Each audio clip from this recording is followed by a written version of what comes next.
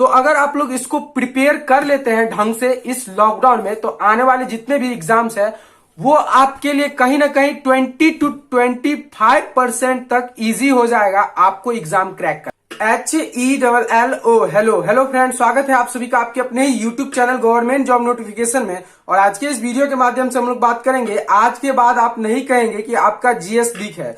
तो इस लॉकडाउन में पूरे लूसेंट और स्पीडी याद करने का क्या बेस्ट तरीका है वो मैं आप लोगों को बताऊंगा। साथ ही साथ कुछ ऐसे पॉइंट्स के बारे में हम लोग बात करेंगे जिससे कि आप इस दोनों बुक को आसानी से इस पूरे लॉकडाउन में याद कर पाएंगे और आने वाले एग्जाम में एक अच्छा नंबर आप जीके और जीएस में स्कोर कर सकते हैं। तो बस ये बुक याद करके आप काफी सारे ऐसे एग्जाम हैं जिसको आप इजीली क्रैक कर सकते हैं। तो अगर आपको लगता है कि आपका जनरल अवेयरनेस वीक है तो आप बिना स्किप किए इस वीडियो को पूरा ध्यान से देखें, तो आपको पता चलेगा जो कैसे जीके और जीएस का तैयारी करना चाहिए। तो यहाँ पे हम पहला पॉइंट्स के बारे में बात करेंगे। तो पॉइंट नंबर 1 निकल के आता है प्रिपरेशन टाइम पीरियड। तो आप जीके को दिन में कितने बार पढ़े, कब कब पढ़े, इसके बारे में पूरा डिटेल से इस पॉइंट्स में हम लोग बात करेंगे।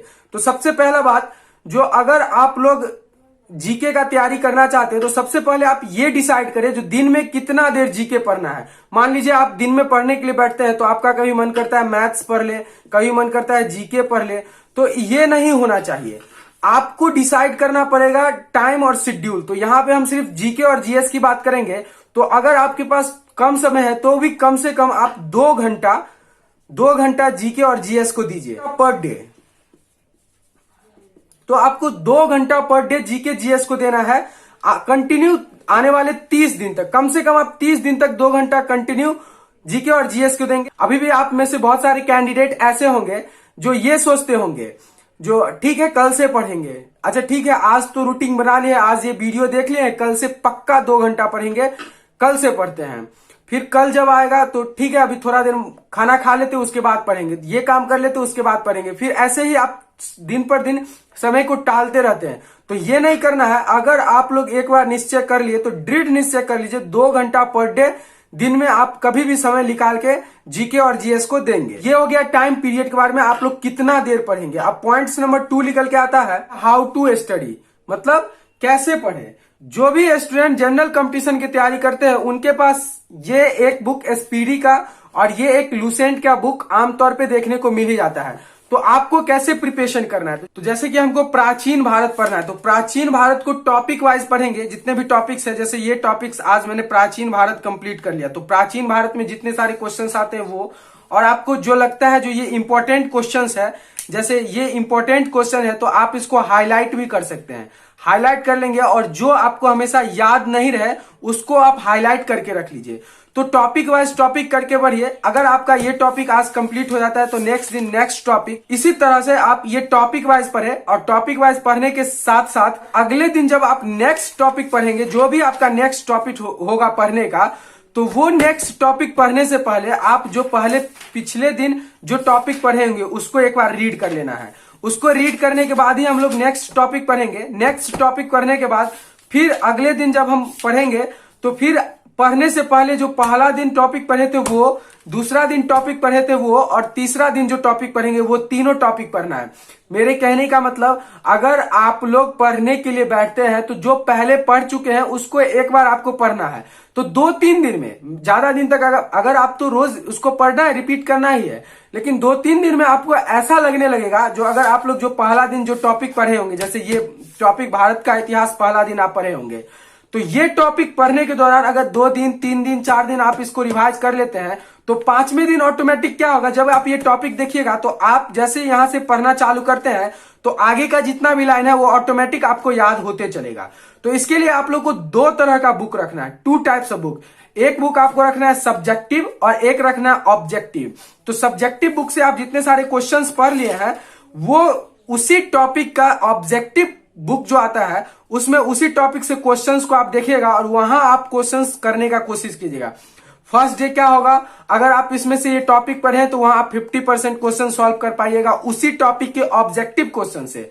सेकेंड डे क्या होगा, आप 60% सॉल्व कर पाइएगा। Third day 75%। ऐसे ही अगर आप रिवाइज में रहिएगा तो आप जितने सारे क्वेश्चंस हैं वो पूरा करेक्ट कर पाइएगा, तो ऐसे आपका एग्जाम में स्कोर बढ़ेगा।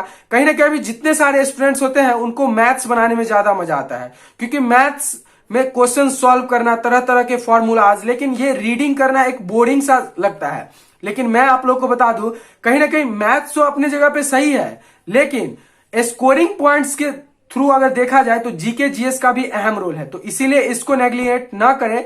आपको एक ही सब्जेक्ट का मास्टर नहीं बनना है, आपको एक ही सब्जेक्ट को ढंग से कंप्लीट नहीं करना है, आपको हर एक सब्जेक्ट में थोड़ा थोड़ा ज्ञान रखना है, तो ही आप अपना एग्जाम क्लियर कर पाइएगा। तो ये आपके पास एक बुक होना चाहिए, लूसेंट का सामान्य ज्ञान और स्पीडी रेलवे का। तो अगर आप लोग ये दोनों ही बुक देख लेते हैं एक बार ढंग से, लगभग क्वेश्चन आप कर पाइएगा। अब अगर हम लोग तीसरे पॉइंट्स के बारे में बात करेंगे, तो तीसरा पॉइंट यहाँ पे निकल के आता है, make note and highlight important topic. तो जैसा कि मैं आप लोग को कुछ देर पहले ही बताया, अगर आप लोग जो भी टॉपिक पढ़ते हैं उसका एक नोट्स बनाइए। क्या बनाइए? नोट्स। तो इस बुक से, इस दोनों ही बुक से जो भी आप पढ़ते हैं उसका नोट्स बनाइए, और नोट बनाने के बाद जो भी टॉपिक, इंपॉर्टेंट टॉपिक है उसको हाईलाइट कीजिए। तो आपके पास अगर एक हाइलाइटर मार्कर है तो उससे हाईलाइट कर सकते हैं, नहीं तो आप पेन से भी अगर उस टॉपिक को अंडरलाइन कर दीजिएगा, तो जब भी आप बुक पलटाइएगा तो आपको सबसे पहले वही दिखेगा। ऐसे में क्या होगा, जो भी इंपॉर्टेंट टॉपिक है वो आप ढंग से याद कर पाइएगा, और जो आपको याद नहीं होता है, जो आपको कठिन लगता है जो याद करना, उसको अगर आप हाईलाइट कीजिएगा तो बुक खोलते ही सबसे पहले आपको वही दिखेगा। तो ऐसे में वो आपको लंबे समय तक याद रहेगा और आपको एग्जाम में बहुत ही काम देगा। तो ये भी एक बेस्ट पॉइंट, आप जो पढ़ते हैं उसका नोट बनाना नहीं भूले, क्योंकि एग्जाम के समय में आप पूरा बुक तो ढूंढते नहीं बैठिएगा, तो जो नोट्स आपका बना रहेगा वही आपको काम देगा। तो नोट्स बनाना बिल्कुल भी नहीं भूले। जो आपको लगता है जो इंपॉर्टेंट क्वेश्चंस है उसका आप नोट्स बना ले। तो ये एक इंपॉर्टेंट टॉपिक था, इसको भी आप लोग हमेशा याद रखेंगे। तो अब चौथा नंबर पॉइंट जो निकल के आता है, daily revise before starting preparation. आप सभी को जितने भी टॉपिक और पॉइंट्स, चैप्टर्स जो भी आप पढ़े हैं उसको डेली रिवाइज करिए। जैसा कि मैं इससे पहले भी आप लोग को बता दिया हूं, जो भी आप पढ़े उसको डेली रिवाइज करें। डेली रिवाइज बहुत करना जरूरी है। आप भले ही नेक्स्ट टॉपिक आप नहीं पढ़ पाइए, क्योंकि अगर आपका पिछला टॉपिक रिवाइज नहीं हो पाता है, रिवाइज करना आप नहीं भूलिए। तो जब भी आप प्रिपरेशन स्टार्ट करते हैं तो उससे पहले आप डेली रिवाइज करें जो भी टॉपिक्स आप पढ़ लिए हैं। तो जैसे कि आप कोई टॉपिक्स पढ़े, उसके बारे में आपको और डिटेल से जानकारी चाहिए, कुछ समझ में नहीं आ रहा है, तो अगर आपके पास उतना बुक्स अवेलेबल नहीं है और बुक्स में उतने सारे टॉपिक अच्छे से डिफाइन नहीं किए हुए हैं, टॉपिक्स का और जानकारी चाहिए डिटेल में, तो उसके लिए आप गूगल कर सकते हैं। गूगल से भी आपको पढ़ के नहीं समझ में आ रहा है तो यूट्यूब पे उस टॉपिक को सर्च कर सकते हैं। यूट्यूब पे बहुत सारे ऐसे आर्टिकल उस टॉपिक से रिलेटेड मिल जाएंगे, पूरे डिटेल से, वीडियो ग्राफिक से समझाया हुआ, तो आपको ज्यादा समझ में आएगा। तो मुझे उम्मीद है कि आप इस पॉइंट्स को फॉलो करके आप जो है इस लॉकडाउन में स्पीडी और लूसेंट दोनों ही बुक को अच्छे से प्रिपेयर कर पाइएगा। तो अगर आप लोग इसको प्रिपेयर कर लेते हैं ढंग से इस लॉकडाउन में, तो आने वाले जितने भी एग्जाम्स है वो आपके लिए कहीं ना कहीं 20 to 25% तक इजी हो जाएगा आपको एग्जाम क्रैक करना।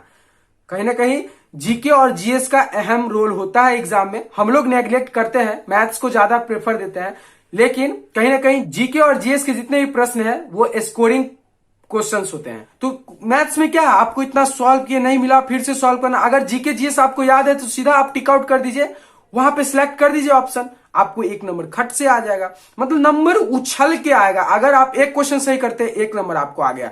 यहां पे 0.5 नंबर भी मायने रखता है जब एग्जाम में कट ऑफ हाई जाता है तो यहां 1 नंबर बहुत बड़ी बात है। तो हमको एक एक नंबर पकड़ के चलना है एग्जाम में और एग्जाम को इजिली क्रैक करना है। तो मुझे उम्मीद है कि आप लोग को ये वीडियो पसंद आया होगा। वीडियो पसंद आया तो प्लीज दिल से एक लाइक कर दीजिएगा, साथ ही साथ सब्सक्राइब कर लीजिएगा हमारे इस चैनल को, साथ ही साथ अपने फ्रेंड्स के साथ इस वीडियो को शेयर कर दीजिएगा। कैसे पढ़ने का क्या सही तरीका है उसके बारे में पूरा पॉइंट्स। तो चलिए, धन्यवाद।